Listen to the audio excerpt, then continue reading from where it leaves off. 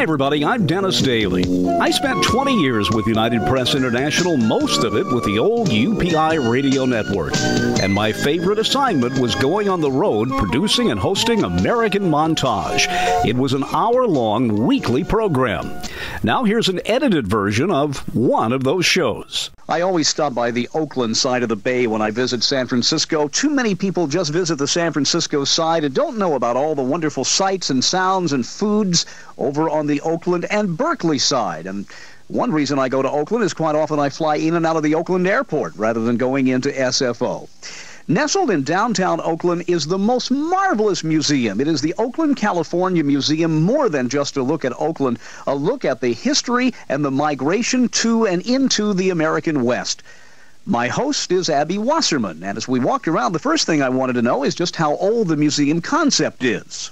Well, this facility is, the Museum of California is I don't know how many years. It's been since 1969, so you do the math. Okay. But it was initially made out of 3 museums that existed from almost the turn of the century. There was an art museum here, a natural history museum, and a public museum, which was culture and history and so on. And the citizens of Oakland decided that they wanted to have a museum that reflected these 3, combined them, but also had a new focus, and that was the regional California focus. Well, now, you told me before going on the air that when you, and that we had both lived in Washington, D.C. at the same time, although never bumped into each other, that when you first saw this facility, you were covering it as a reporter, you were really amazed at the way it put into focus the whole history of the state. It was a revelation for me because being a native Californian, I had, I guess, taken California for granted. I didn't realize. I saw the blanket, but I didn't see the individual parts of the weaving of the blanket at all. I hadn't put it together in my mind. And I was here for about half an hour, and I learned more about California than I'd ever known. Well, let's walk and talk. Lead me on here, if you will. I think there's a temptation for a lot of people who are not from California, who are not from the West Coast, to think of this huge state, which covers, well, vertically half of the western coast, as simply being the early missions and Father Sarah, and then we move forward in time, and all of a sudden there are the freeways. A lot happened in between there. Oh, yeah, it's staggering. California history, and particularly Oakland history within California, is a microcosm of what happened once westward expansion began. So once everybody came here from outside during the gold rush, but there were already many cultures existing in California. The California Indian peoples, who were numerous and for whom the gold rush was an unmitigated disaster. So our history begins with the native Californians, the many, many tribes of California. And then, yes, the missions and the confluence of Spanish culture, Mexican culture with the native culture. And then once the gold rush began, folks from all over came here, and that has never stopped. We've always been a place of immigrants since that time. I know one of the things I noticed here the first time I visited the Los Angeles area is that there seemed, and of course, you know, there are neighborhoods everywhere where there's a lot of conflict, but there seems to be more of a gentleness to the melding of cultures out here than I felt out east. I mean, you go into one of the grocery chains out here is Ralph's. You go into a Ralph's and you'll hear people talk, and you'll hear blacks and Hispanics and Asians and all kinds of different cultures here, many of whom have no accent at all because they're second or third generation. But it really amazed me at the, you know, they call New York City a melting pot, but what, as you say, a proliferation of cultures here. I think, again, Oakland, one of the special characters of Oakland is that in Oakland, ethnic neighborhoods still exist, but more importantly, it is a multicultural place where people are mixing with one another.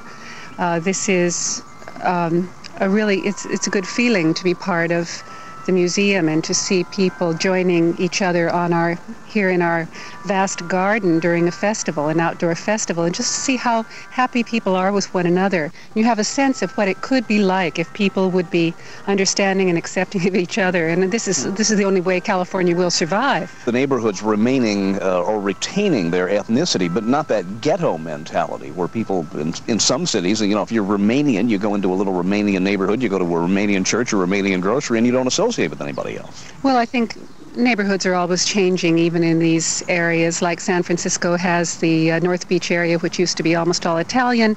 Now it's much more Chinese than it used to be. Chinatown has expanded into North Beach. And I think that what we have to understand is that there's always a movement.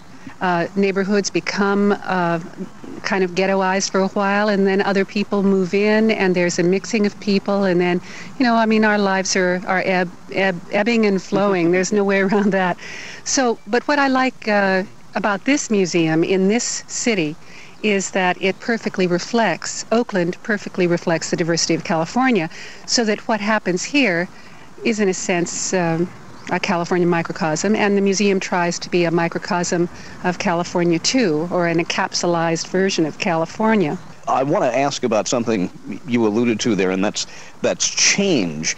I know in visiting the Smithsonian in Washington, so little of what they own in their treasury is on display.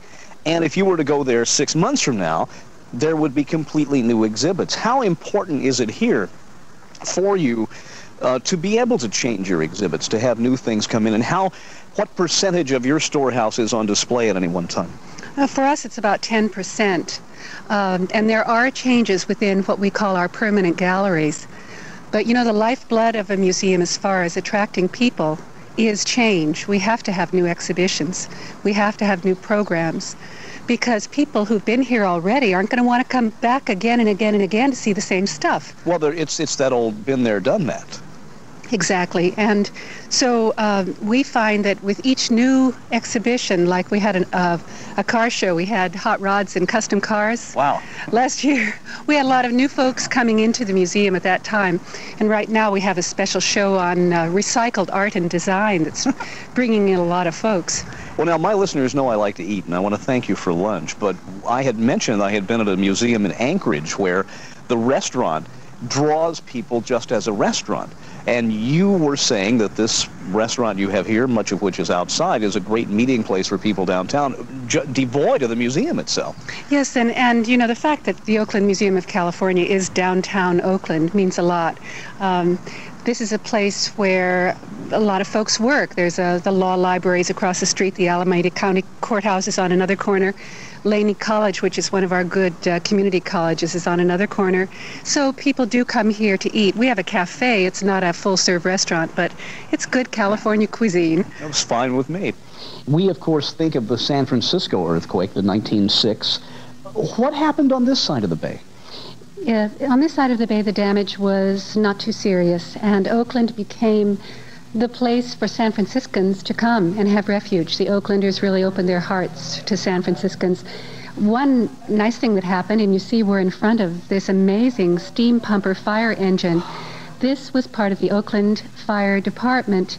It was drawn by great horses, probably Percherons or Clydesdales, and it was sent over by ferry boat to San Francisco in 1906 after the earthquake to help fight fires.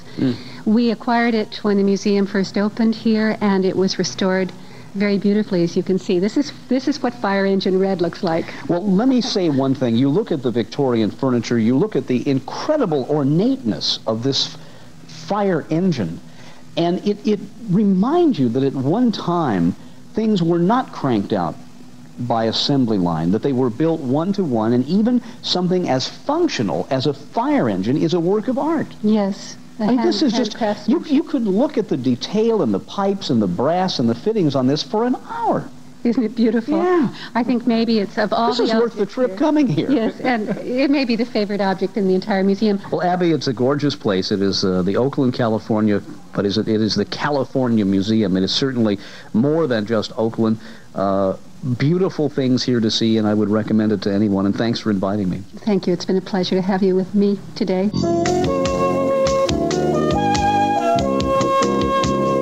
And there you have it, another edited episode of one of the American Montage programs prepared for the UPI Radio Network back in the 1980s and 90s. I'm Dennis Daly. Thanks for listening. Thanks for going with me this week. And check YouTube for more American Montage programs.